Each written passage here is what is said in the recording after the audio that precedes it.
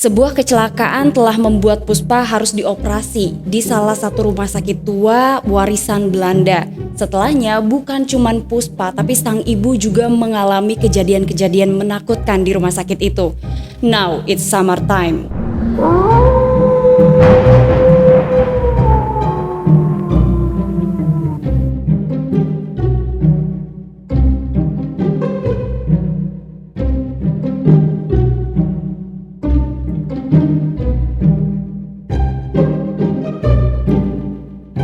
Tahun 2002, Puspa mengalami sebuah kecelakaan. Nah, Puspa ini berusia 23 tahun, dia adalah karyawan dari salah satu bank di daerah Jawa Barat. Saat itu dia pulang dari kantornya menggunakan angkutan umum. Waktu dia turun dari angkutan umum, situasi di jalannya rame. Jadi dia belum bisa nyebrang, dia nunggu di pinggir jalan nih, dan hujan deres turun. Nah, tiba-tiba aja ada dua mobil yang akhirnya bertabrakan. Jadi Puspa ini ada di tempat dan waktu yang salah sampai dia jadi korban kecelakaan itu. Nah, warga sekitar lihat Puspa, matanya berdarah nih, dua matanya. Sampai warga sekitar panik dan langsung bawa Puspa ke rumah sakit terdekat. Nah, ada beberapa tetangganya Puspa yang lihat juga Puspa jadi korban, langsung lari ke rumahnya dan kasih tahu ibunya yang bernama Rati bahwa Puspa ini baru aja mengalami kecelakaan. Sang ibu nih panik dan menuju ke rumah sakit. Nah, ketika ibunya ini sampai di rumah sakit, dokter ternyata sudah memeriksa Puspa. Dan dokter mengatakan bahwa saat itu Puspa harus segera dioperasi karena ada pecahan kaca yang masuk ke kelopak matanya. Nah, saat itu ibunya Puspa langsung menandatangani dan memperbolehkan dokter untuk melakukan operasi. Bu Rati, ibu dari Puspa ini nunggu Puspa dioperasi sendirian karena Bu Rati adalah orang tua tunggal. Suaminya meninggal beberapa tahun yang lalu akibat kecelakaan kerja dan Puspa ini adalah anak satu-satunya. Ternyata operasi berjalan lancar. Dokter bilang kondisinya Puspa ini stabil. Puspa ini awalnya akan dipindahkan ke ruang rawat inap kelas 1. Tapi karena saat itu penuh, akhirnya ibunya memindahkan Puspa ke kelas 2. Nah, kelas 2 ini adanya di lantai 3. Nah, ibunya Puspa ini minta sama susternya agar Puspa ini ditempatin di kamar yang koridornya gak terlalu rame. Jadi Puspa bisa istirahat setelah operasi. Nah, permintaan dari ibunya ini dipenuhi sama suster. Setelah selesai, Puspa ini dibawalah pakai lift ke lantai 3. Nah, begitu liftnya terbuka, hal yang pertama bisa dilihat adalah sebuah pintu dengan tulisan lantai 3. Di depannya itu ada meja tempat suster jaga. Nah, dibawalah Puspa ini belok ke kiri dan ternyata ditempatin di kamar paling pojok, kamar 314.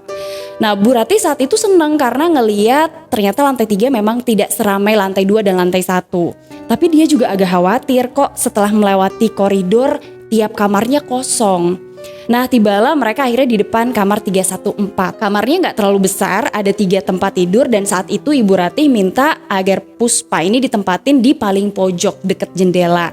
Sementara 2 tempat tidur lainnya ini dalam kondisi kosong. Masuklah Puspa dan ibunya ke kamar itu, Puspa ditempatkan di paling pojok dan saat itu mereka langsung istirahat. Tapi waktu Bu Ratih melihat sekeliling kamarnya, dia juga langsung teringat kisah-kisah menakutkan dari orang-orang yang pernah cerita kalau mereka lihat hantu di rumah sakit. Tapi mau gimana lagi, karena Puspa anaknya ini lagi sakit, ya akhirnya Ibu Ratih menepis jauh-jauh ketakutan di dalam hati dan di dalam otaknya sampai akhirnya dia istirahat. Karena kelelahan, Bu Ratih ini langsung tidur malam itu. Tidak ada kejadian yang aneh hingga esok paginya.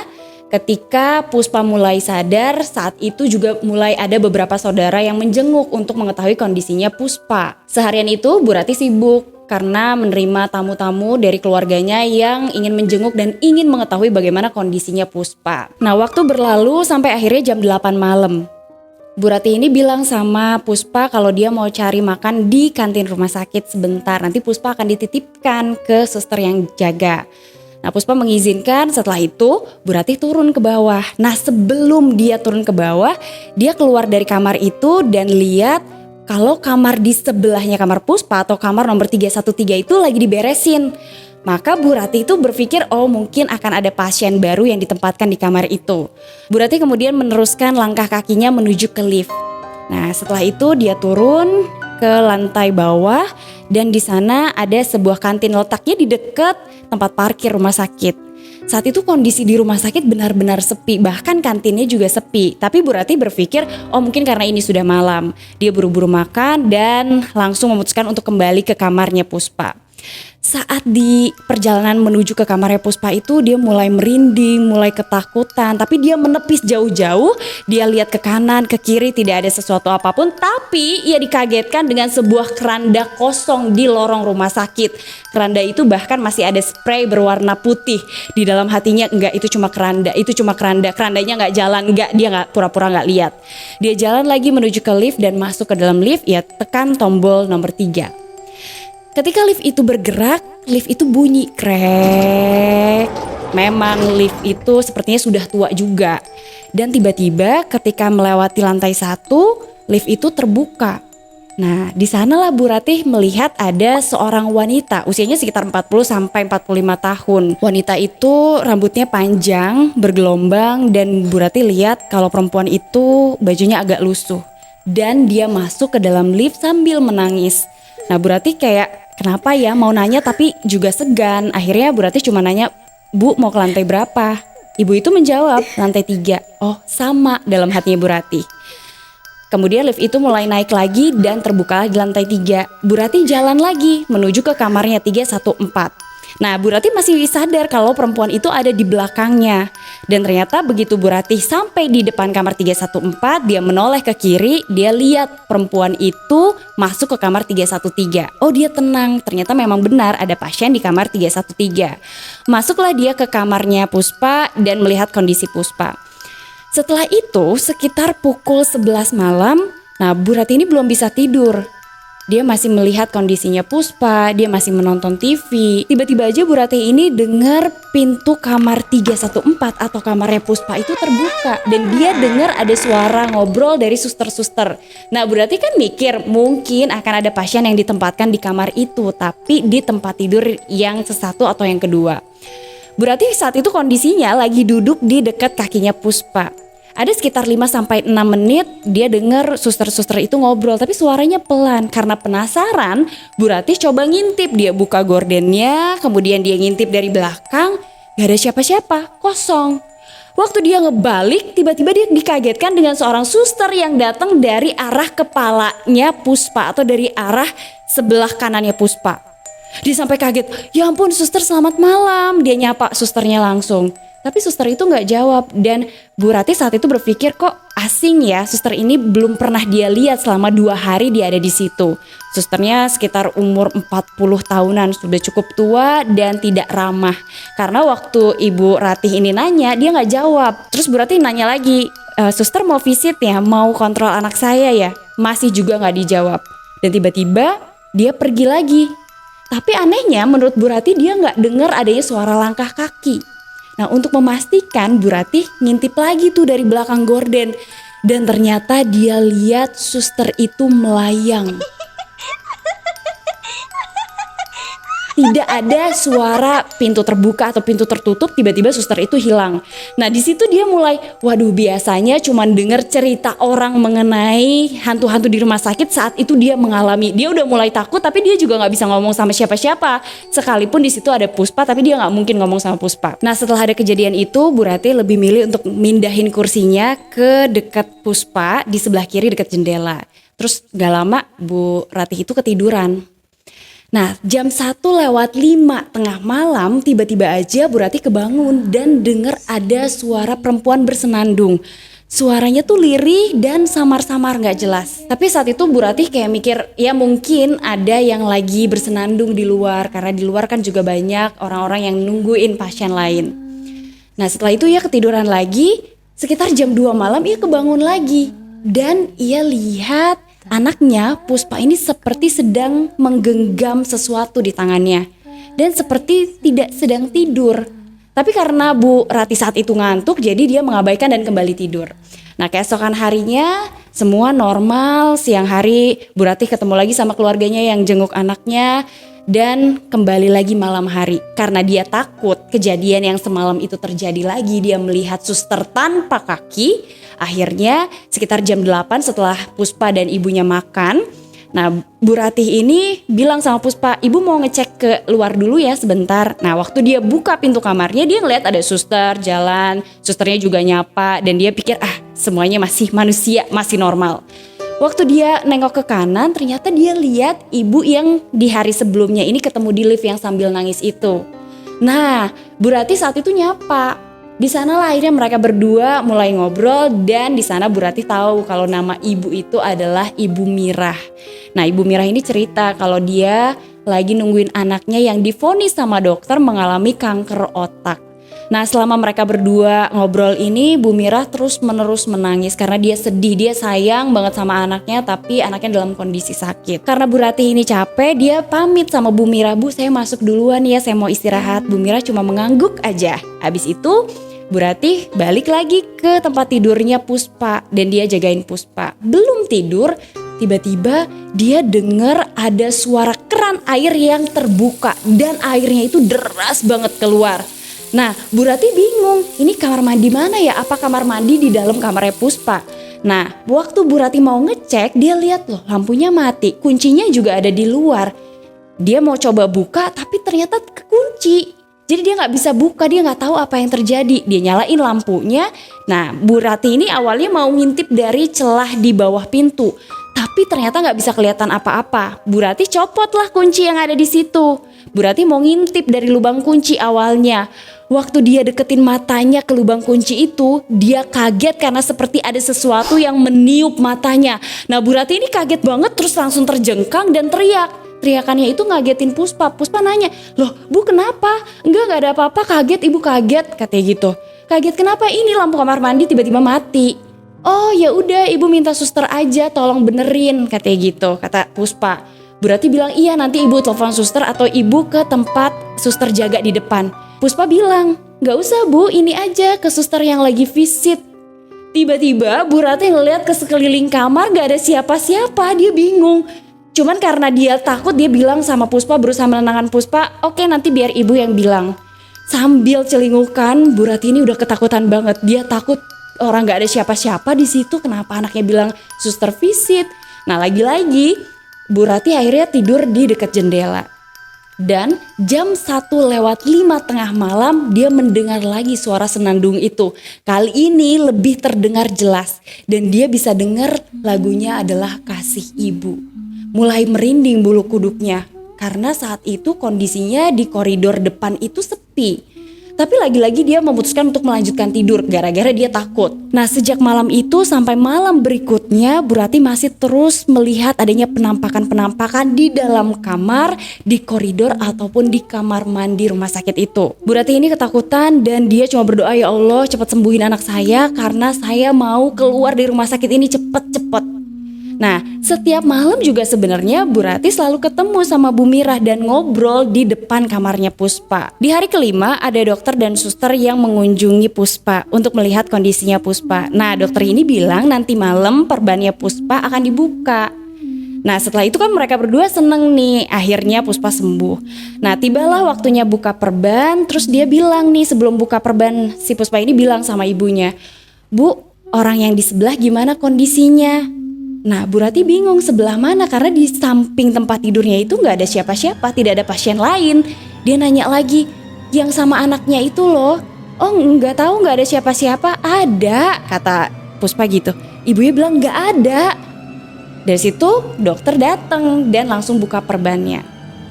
Dan dokter bilang kondisi matanya bagus karena si pecahan kaca itu tidak melukai bagian bola matanya. Nah, walaupun dokter bilang semuanya baik-baik aja, tapi kondisi penglihatannya Puspa ini belum jelas.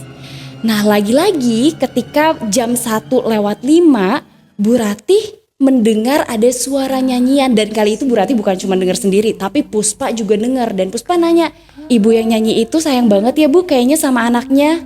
Bu Ratih cuma diem aja. Dan Puspa nambahin, ternyata mereka tuh ada di ranjang sebelah. Kaget kan Bu Ratih karena gak ada siapa-siapa di ranjang sebelah itu kosong. Terus Bu Ratih nanya, "Di mana? Di ranjang yang mana?" "Ranjang sebelah kita, Bu. Di situ ada ibu sama anaknya. Anaknya sakit dan ibunya ngerawatin terus. Di sana gak ada siapa-siapa, Puspa." Ibunya bilang, "Ada. Nama ibunya Ibu Mirah." Nah, kaget Bu Ratih karena setahu Bu Ratih Bu Mirah itu ada di kamar sebelah. Dan entah kapan kalaupun pindah ke kamar situ Ibu Ratih gak pernah tahu. Bu Ratih bilang Bu Mirah itu ada di kamar sebelah. Dan Puspa bilang enggak, ada di ranjang sebelah Bu sama anaknya namanya Sarah. Anaknya lagi koma. Nah kagetlah Bu Ratih, saat itu Bu Ratih lebih memilih diam. Dan Puspa ternyata melanjutkan pembicaraannya, dia bilang Bu Mirah itu setiap malam nungguin Ratih juga. Dia suka cerita, dia ceritain anaknya. Dia juga sayang banget sama ibu. Dia khawatir sama ibu kelelahan. Setiap malam jagain Puspa. Jadi kalau ibu tidur di sebelah, Bu Mirah itu suka selimutin ibu dan peluk ibu dari pinggir. Saat itu Bu Ratih udah gak bisa ngegerakin badannya kaku karena dia takut banget. Jadi setiap malam dia kegerahan itu karena Bu Mirah meluk dia. Tapi dia masih coba mikir, enggak, pasti bukan Bu Mirah yang dimaksud sama Puspa. Bu Ratih di situ diem, bener-bener diem. Bukan apa-apa, dia takut, dia keringetan, dan dia kayak nggak bisa ngomong apa-apa sama Puspa. Dia mau bilang, tapi dia juga takut. Nah, Puspa melanjutkan lagi ceritanya. Dia bilang, waktu Puspa masih diperban matanya, tiap malam itu bahkan Ibu Mirah itu pegang tangan Puspa. Dia khawatir banget sama Puspa. Dia kayaknya sayang Bu sama Puspa.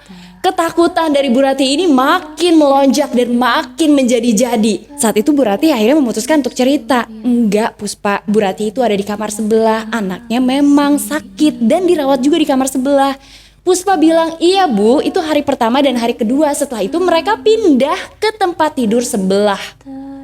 Bu Ratih udah gak bisa jawab apa-apa, Bu Ratih diem aja. Nah setelah itu masuklah seorang suster yang kemudian ngasih tahu Bu Ratih dan juga Puspa kalau besok lusa Puspa ini udah boleh pulang. Seneng lah Bu Ratih.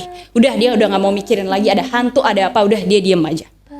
Nah tiba-tiba malam harinya lagi-lagi jam 1:05 tengah malam Bu Ratih dan Puspa denger lagi suara bersenandung itu. Dan kali ini lebih jelas. Puspa tiba-tiba kebangun dan dia ngeliat ke arahnya Bu Ratih. Dia bilang, Ibu apa kabar? Sehat? Kemana aja tadi? Bu Ratih yang baru aja buka matanya itu tegang banget karena dia mikirin pasti sebelah ada apa-apa nih, pasti sebelah ada apa-apa. Dia ngerasa gerah tapi dia juga gak bisa gerakin badannya. Kali itu bukan karena dia takut tapi kayak emang ada yang nahan badannya. Terus Bu Ratih coba tanya, ada siapa Puspa? Puspa bilang, iya itu Bu Mirah di sebelah ibu. Coba tanya sama Bu Mirah lagi apa? Itu Bu Mirah lagi peluk ibu, katanya takut ibu kecapean. Di situ ketakutan Bu Ratih terus bertambah. Bu Ratih saat itu cuma berpikir tenang, besok lusa pulang. Terus dia bilang, Puspa udah tidur ya, sebentar ya Puspa mau ngobrol dulu. Bu Ratih saat itu pura-pura tidur tapi masih dengerin. Dan memang Puspa ini kayak yang lagi ngobrol, kayak yang lagi bercerita. Dia ceritain ayahnya, dia ceritain keluarganya, dan sesekali tertawa. Keesokan paginya, Bu Ratih ini langsung ngomong sama suster boleh nggak pulangnya hari ini aja? Loh, susternya bilang, tapi baru boleh besok Bu, kata dokternya. Enggak, saya mau pulang sekarang aja. Nah, waktu susternya lagi tanyain ke dokternya, saat itu Ibu Ratih nanya sama suster lain. Dia nanya sebenarnya yang nempatin kamar 313 itu siapa? Susternya bilang, enggak ada Bu, sekarang kosong. Enggak, yang kemarin-kemarin itu ada 3-4 hari ke belakang itu yang nempatin siapa? Susternya bilang, kosong Bu, sejak seminggu yang lalu kamar itu kosong. Nah dia bilang bukan yang nempatin namanya Bu Mirah, anaknya Sarah. Nah disitulah suster-suster kaget. Nah suster itu nanya, Bu Mirah yang mana? Bu Mirah yang rambutnya segini, diceritain lah sama Bu Ratih saat itu. Dan ternyata suster itu cerita, Bu Mirah memang pernah tinggal di kamar itu bersama dengan anaknya. Anaknya divonis sakit kanker otak dan kemudian meninggal. Bu Mirah sendiri juga dirawat di sana sampai akhirnya meninggal. Nah ternyata Bu Mirah ini adalah kepala suster di lantai 3. Dia bekerja di sana. Nah ketakutan Bu Ratih ini terus semakin menumpuk sampai akhirnya bilang, terus kenapa Bu Mirah muncul di kamar saya dan menakuti saya sama anak saya? Nah suster itu bilang bukan cuman ibu yang menceritakan tentang adanya Bu Mirah, tapi memang beberapa pasien atau kerabat pasien juga suka bertemu sama Bu Mirah. Kenapa Bu Mirah masih ada di sini? Kata Bu Ratih gitu. Nah susternya bilang memang karena Bu Mirah ini baik sekali. Jadi semua orang di rumah sakit ini masih mengenang sosoknya Bu Mirah. karena Bu Mirah ini baik banget dan sayang banget sama anaknya. Setelah Bu Ratih ini dengar cerita dari suster-suster yang ada di situ, Bu Ratih langsung lari ke kamar Puspa. Waktu dia buka pintunya, dia dengar Puspa lagi ngobrol kayak sama ada beberapa orang. Dia dengar dan memang ada suara perempuan lain. Nah, waktu dia makin mendekat, dia lihat ada bayangan 3 orang, yang satu Puspa dan ada 2 perempuan lainnya. Nah, karena Bu Ratih ketakutan, Bu Ratih langsung buka gorden dan ternyata gak ada siapa-siapa. Bu Ratih bilang sama Puspa, ayo Puspa kita langsung pulang ya, sekarang kita udah diizinin pulang, ibu beres-beres sebentar. Iya Bu, Puspa cuma bilang gitu. Nah, satu suster datang untuk bawa kursi roda. Puspa akhirnya naik ke kursi roda dan semuanya barang udah diberesin sama ibunya. Didoronglah Puspa ke pintu depan. Waktu baru aja keluar dari pintu, Puspa langsung nengok ke kanan. Nah, ke kursi yang biasa ditempatin ibunya sama Bu Mirah kalau lagi ngobrol. Dia bilang lah di situ, Bu Mirah, saya duluan ya pulang. Nanti kalau Sarah udah sembuh, jangan lupa mampir-mampir ke rumah saya main. Saya kan udah kasih alamatnya. Di situ Bu Ratih udah tegang banget karena jelas-jelas gak ada siapa-siapa dan susternya juga ketakutan. Nah, terus tiba-tiba dia lihat ada sosok bayangan dan Bu Ratih ini dengar suara. Dia bilang, Bu Ratih, boleh ya Puspa sama saya? Di situ Bu Ratih langsung lari sama susternya, dorong Puspa secepet-cepetnya dan gak mau lagi balik badannya. Dia udah gak mau lagi lihat apa-apa di sana. Nah, waktu ketiga orang itu mau menuju ke arah lift, ada satu suster yang manggil. Nah, abis itu suster itu tahu bahwa mereka baru aja ketemu Suster Mirah. Dan dia juga cerita kalau Suster Mirah ini baik kok sebenarnya. Dia cerita lagi bahwa Sarah sakit dan lain sebagainya. Dan Bu Ratih udah ketakutan, dia cuma pengen dia cepet-cepet keluar dari rumah sakit itu. Nah, karena Bu Ratih buru-buru, dia bilang sama susternya, suster ya udah saya pamit dulu ya, saya mau bawa anak saya langsung buru-buru pulang. Suster itu cuma senyum. Dan di sanalah Bu Ratih baru sadar kalau suster itu adalah suster yang pertama kali dia lihat dan suster itu melayang. Nah, karena Bu Ratih penasaran, dia sempat ngebalik dan suster itu udah gak ada. Nah, sebenarnya bukan cuma Puspa dan Bu Ratih yang mengalami kejadian-kejadian menakutkan di rumah sakit. Aku, kamu, kita semua pasti pernah mengalami hal-hal menakutkan di rumah sakit, di sekolah, atau bahkan di rumah sendiri. Kalau kamu pernah ngalamin hal-hal kayak gitu, kamu boleh cerita di kolom komentar sama aku. Semenakutkan apa kejadian yang kamu alami. Terima kasih kamu udah nonton Samar hari ini. Jangan lupa di subscribe, dinyalain lonceng notifikasi, dan tonton terus videonya Tamara Delf. Sampai ketemu lagi. Assalamualaikum warahmatullahi wabarakatuh. Bye-bye.